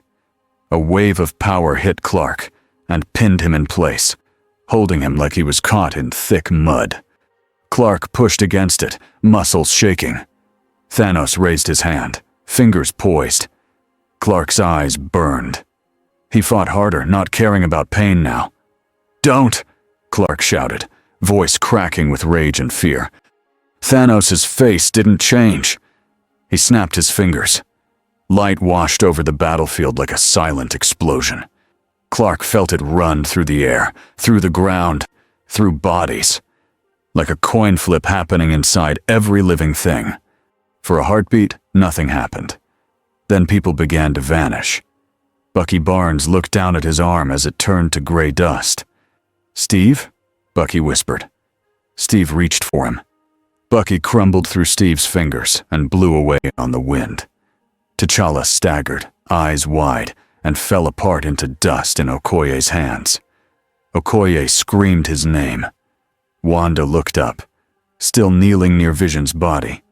Her eyes met Clark's for half a second. Then she disappeared like smoke. Sam Wilson's voice crackled in Steve's ear. "Steve, I don't feel so—" The comm went dead as Sam turned to dust. Around them, Wakandans vanished. Fighters dropped their weapons. Some fell to their knees. Some just stared as friends became nothing. Clark stood frozen, not because Thanos held him now, but because the world had done something he couldn't understand. Half of everyone. Just gone. Thanos' power wave faded. Clark snapped back into motion, but it didn't matter. Thanos was already walking away, like a man leaving a room after finishing a job. Thor's roar shook the sky. A beam of rainbow light slammed down as Thor arrived at the edge of the battlefield, Stormbreaker in his hands. Rocket and Groot were with him, eyes wide with horror. Thor sprinted straight at Thanos, rage like fire. Clark shouted, "Thor!" Thor didn't hear, or didn't care. Thor threw Stormbreaker. The axe spun, cutting through the air like a judgment. Thanos raised the gauntlet and fired a full blast. The beam hit Stormbreaker and split around it. Stormbreaker kept going. It slammed into Thanos' chest. Thanos grunted, surprised, and staggered. For one sharp second, Clark's hope flared again. Thor flew in and grabbed the axe handle, forcing it deeper. "You should have gone for the head," Thanos said, voice strained but still calm. Thor screamed in fury and pushed harder. Clark lunged. He was close enough to see it, close enough to grab the gauntlet. Then Thanos used the Space Stone one last time. Space folded like paper. Thanos vanished. The gauntlet glow blinked out with him. The battlefield went quiet except for crying and wind. Thor fell to his knees in the dirt, shaking. Rocket stared at the empty spot, eyes wet and furious. Groot looked around, confused, whispering something small. Steve stood in the wreckage, chest heaving, eyes empty. Natasha walked slowly, looking for names that wouldn't answer. Clark stood in the middle of it all, hands clenched, feeling a weight he had never felt before. He could lift planets. He could fly through stars. And he had still failed to stop a man from snapping his fingers. Clark looked down at the dust on his glove. He didn't wipe it away. He let himself feel it. Because if he didn't, it would never be real. And if it wasn't real, he couldn't fight it. He turned to Steve, voice low. "We're not done," Clark said. Steve's eyes lifted slowly. "They're gone," Steve said, voice rough. "Half of everyone." Clark swallowed. "Then we bring them back," Clark said. Steve stared at him, like the words were impossible. Clark didn't look away. "I don't know how yet," Clark admitted, "but I'm not accepting this." Rocket let out a broken laugh. "Good luck, caped guy." Clark looked at Rocket. "I will need luck," Clark said, "and help, and truth." Rocket snorted through tears. "Of course you do. The truth audit." Clark's mouth twitched, but his eyes stayed wet. "Yeah," Clark said, "the truth." He looked up at the sky where Thanos had vanished. Then he looked back down at the people still standing, and he made himself choose hope again. Not the easy kind. The kind you pick when everything hurts. A week later, the world felt quieter. Not peaceful. Just empty. Clark stood on a rooftop that used to have a view full of lights. Now there were dark gaps in the city, like someone had turned off parts of life. He held a small notebook in his hands. It was old-fashioned paper. Shuri had teased him for wanting it. "You can store this on a drive," she had said. Clark had shaken his head. "I need to feel it," he had said. So she had rolled her eyes and handed him a notebook anyway. Clark wrote slowly. Names, places, times. Not because it would fix anything. Because people deserve to be recorded. People deserve to be remembered as real. Behind him, Boot stepped onto the roof. Steve Rogers joined him, carrying 2 cups of coffee he hadn't really wanted but needed in his hands. Steve held one out. Clark took it without thinking, then paused. "I don't have money," Clark said automatically. Steve let out a small, tired laugh. "You don't need money," Steve said. "It's donated." Clark nodded, embarrassed, then took a sip. It tasted like burnt hope. Still, it was warm. Steve stood beside him, staring out at the city. For a long time, neither spoke. Finally, Steve said quietly, "You keep writing." Clark looked down at the notebook. "I have to," Clark said. "If I stop, it starts to feel like a dream, like it didn't happen." Steve nodded. "I know." Clark flipped to the next page. He tapped the paper with his pen. "I want the facts," Clark said. "What happened to Strange? What happened to Tony? What happened to everyone?" Steve's jaw tightened. "Tony's alive," Steve said. "He's out there. Somewhere. We lost contact." Clark's chest tightened with relief and worry at the same time. "And Strange?" Clark asked. Steve shook his head. "We don't know." Clark's pen paused. He looked up at the sky again. Thanos had done all of this and then walked away. Clark's voice came out low. "He offered me a world where I wouldn't have to choose." Steve's head turned. "What?" Clark hesitated, then spoke simply. "He showed me my parents," Clark said. "He used it to try to make me stop fighting." Steve's eyes narrowed. "Did you?"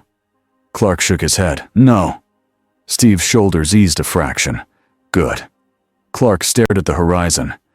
"I hate that it worked for a second," Clark admitted. "I hate that my heart reached for it." Steve's voice was firm. "That's not weakness," Steve said. "That's being human, even when you're not." Clark's mouth twitched, almost a smile. Almost. A gust of wind hit the rooftop. Clark listened. He heard the city's emptiness like a missing song. He also heard something else. A small cry, far away, from a hospital. Clark's eyes sharpened. Steve saw it. "Go." Clark hesitated. "Steve." Steve cut him off. "Go," Steve repeated. "That's what you do." Clark nodded once. Then he did a strange thing.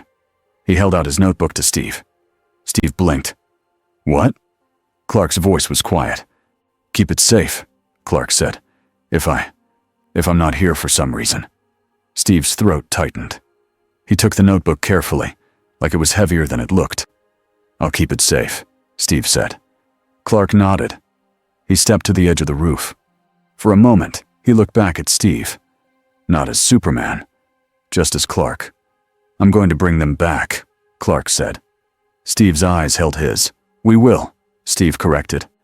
Clark's chest eased at that. Then he launched into the air, a blue and red streak cutting across the sky toward the next person who needed help. Steve watched him go until he disappeared. Then Steve looked down at the notebook in his hands. He flipped to the last written line. Clark's handwriting was clean and careful. It wasn't a poem. It wasn't a speech. It was just a simple sentence. "Hope is a choice. Choose it again."